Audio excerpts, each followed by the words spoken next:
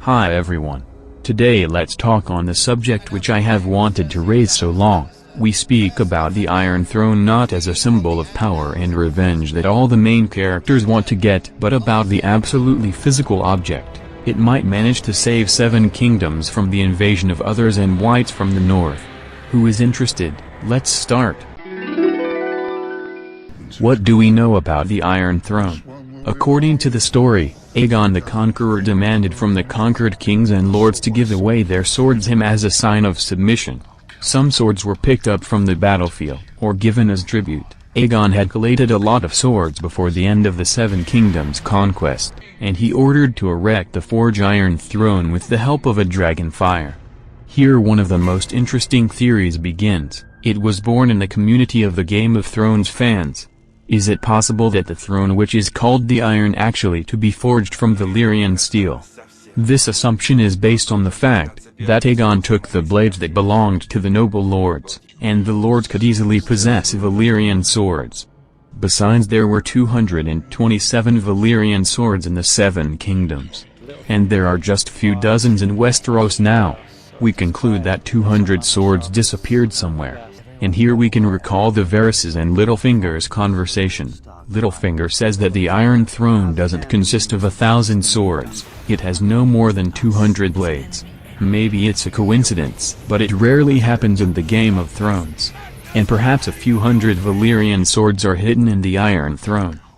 According to the book, the Iron Throne is larger, and it is a more grandiose construction. It consists of several thousands of swords and has a staircase. It is easy to hide the Valyrian steel, and what is more, despite his age, many swords haven't lost their sharpness yet. We can remember that Maegor the Cruel dies on the throne, when he cuts himself to the blade. What will change the fact that the Iron Throne is made of Valyrian steel partially or entirely? It changes a lot.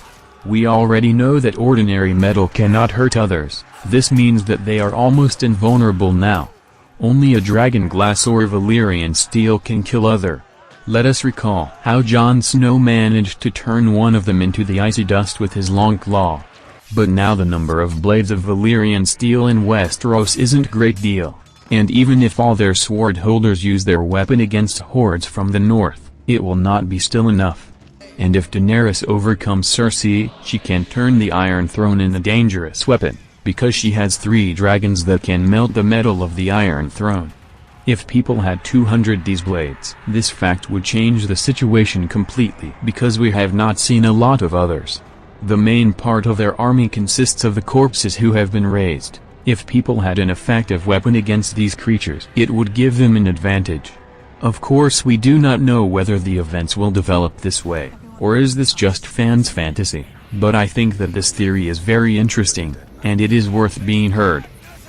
So, thanks for your watching. Please share this video, write your comments and subscribe to our channel. Also, you could watch other videos about the Game of Thrones right now. Have a great day and goodbye everyone.